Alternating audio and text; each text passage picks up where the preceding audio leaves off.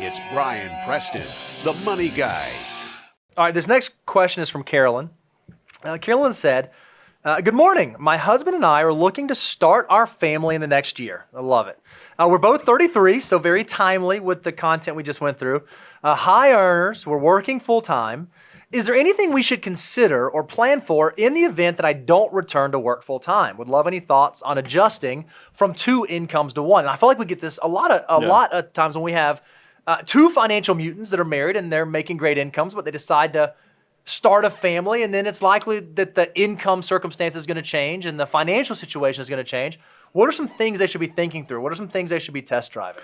What a great opportunity when you're already having this thought before you have the children, while you still have both incomes, and you already have the goal or the idea in mind. Because what this allows you to do is you get to test run it.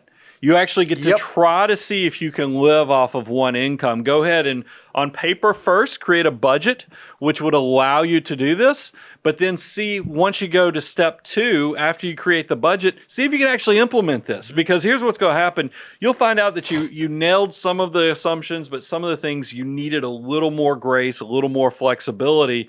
You have time. You have enough period there that you can adjust on the fly versus the, oh, wow. I'm pregnant.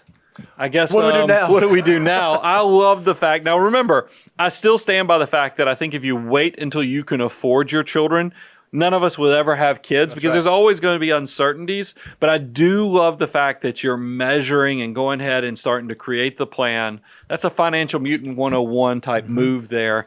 And that's the way I would play it, is I would kind of, try it out, do some trial balloons, create some budgets, and then make it happen if that's what's a priority for you and your family. In my mind, it comes down to lifestyle. That's 100% what it is. So whether you make $1 million a year or you make $50,000 a year, it really comes down to your expenses in terms of how you should prioritize if we're going to make this work. If you're both high income earners, but you live a large lifestyle, it's going to be a difficult thing to go down to 1 income. If you're high income earners, but you're just like super hyper duper accumulators, and you make the decision to step away from the workforce, and so maybe you can't save as much, but you're still doing your 25%, I think that's great. Because if you're going to save 25% between 33 and the time that you get to retirement, you're still going to be in a great spot to reach financial independence and live the life that you want to live on your terms, the way you want to live it. I did have a third thought that I just wanted to throw in here to kind of put that trifecta, is that we're in a new world now. And I still want you to do those first 2 actions. I want you to create the budget. I want you to go ahead and try to create how this is all going to play out. But then there's a step 3 is after you've got the plan,